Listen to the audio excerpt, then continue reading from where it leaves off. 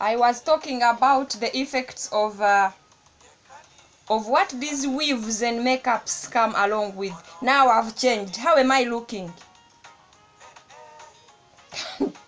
I don't know, but to me I look like a ghost.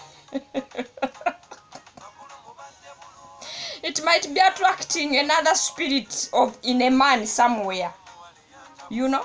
But just look how we look like. How these things come along with the spirit of the two things, whereby they are expensive. You are expensive. You want humanism and everything, and then you have to detooth a man. That's why you ladies, sisters, are running from church, saying that the church brothers are not rich, they are poor.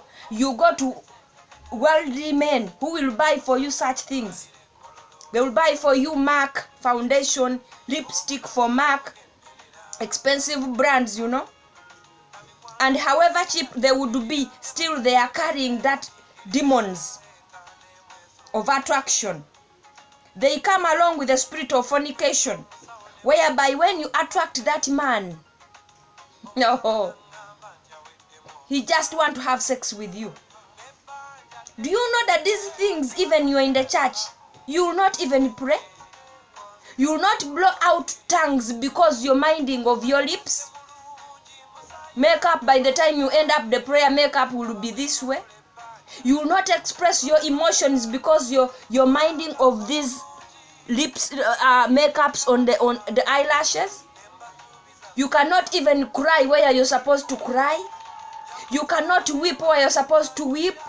The Spirit of God is weeping and he wants to express his emotions through you, but you cannot weep. You quench the Spirit because of how you're dressing up. All the time you're like this. You're like this. Some people come with these artificial nails.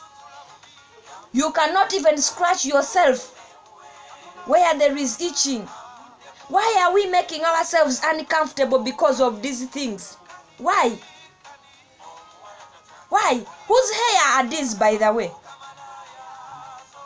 I watched a video where Indians cut their own hair, and then they dedicate them to gods, and then they send them to India, and then they form them wigs and weaves. You're going to tell me that I have the power of Christ in me, I can pray and break all those demons? Thank you very much. But even here, in Peter and Timothy, they knew that there was power of prayer. This is New Testament where they had Christ with them. Why were they talking of not putting on this? Or not knotting our hair, interweaving our hairstyle? When there was the power of prayer. We are not supposed to do what the Bible doesn't. That prayer will work in a situation whereby you don't know. But when you know, the Bible has told you that it is wrong, and you continue, because for you have that anointing that will cast out demons and evil spirits, even from something that you know. It will not work.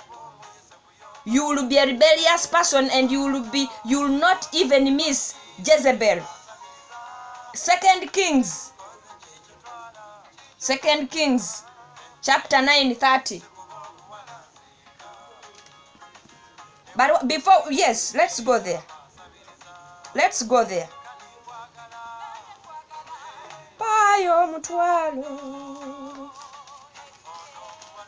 2 Kings. Nange kwagala payo mutwalo. Chapter 9 verse 30. What does it say? Now when Jehu had come to Jezreel, Jezebel heard of it, and she put paint on her eyes. When you read the New International Version, you see how it is disturbing me, so disgusting. That paint means the makeup, this one that we put on, these ones. She put on that and adorned her hair, you know, and looked through a window. She put on the makeup and adorned her hair to look so beautiful, because for her she was a harlot. You know all about Jezebel. She was a prostitute. her work was to attract men, put on makeup, add on the hair, and then thinking that she's going to attract King Jehu, who came to actually destroy her. God is sending angels to destroy us. He is so much tired and angry of this nonsense, brethren. What are we dressing up? Why are we adding on things that we don't know? Human hair for people. You have your own hair. You can grow this hair, by the way. Just don't cut your hair. It will grow and you have your own hair. Instead of putting on things that are not yours, that attract spirit of condemnation, spirit of prostitution, spirit of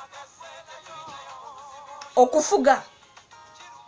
Tulaba Jezebel bwe yali afuga bawe Ahab.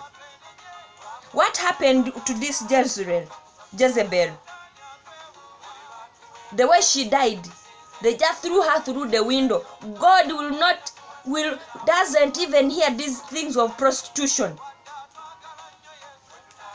If Jezebel the harlot was dressing up like that, then who are you and me who are dressing up like that?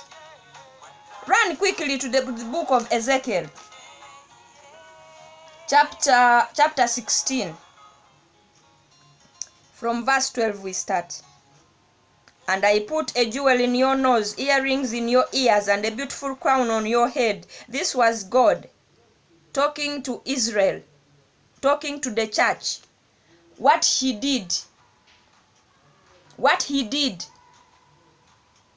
He wanted us to be so beautiful. But my dear, we ended up in other things. He wanted you to enjoy the gold. He wanted you to enjoy everything, but we turned it into an idol, whereby when you don't put on this, you are not beautiful. You think to yourself that you'll attract that man just because of the makeup, the hairstyle, the nails, and what have you. And once we turn everything to an idol worship, idolatry, even in the 10 Commandments in Exodus 20, is prohibited. Let's stop being idolatry. Let's continue. Thus you were adorned with gold and silver, and your clothing was of fine linen, silk, and embroidered cloth. Jump to verse 15. Jerusalem's harlotry.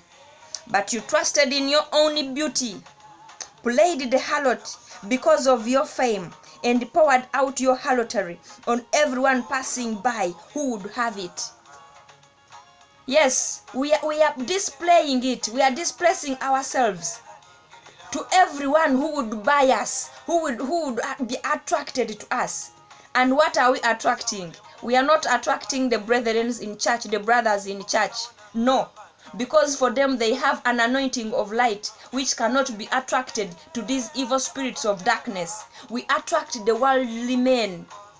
The worldly men are the ones that we are attracting because they are the ones who can fall prey of this. We are attracting the Egyptians, the Philistines, who are the nanny born agains. No wonder men in the church don't love us. Brothers in the church don't have love for us. Kubanga batulabanga bamalaya. Kati nobera attracted noli. Omusiramu, omukatoliki, omuchi, abatali balokole bali attracted to the,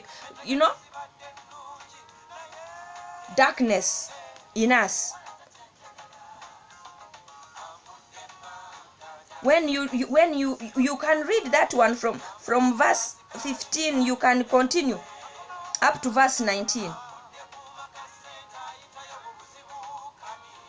Jesus Christ. If you go to 21, I'm still in Ezekiel 16:21. Were your acts of harlotry a small matter? Is it a small matter that we are acting this way?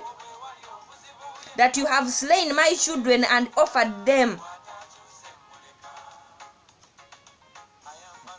up to them by causing them to pass through the fire? We parents, we are even teaching the children to go through fire. Children are seeing you, the way you dress, the way you're putting on, the way you go to church. What are you attracting? By the way, let me tell you,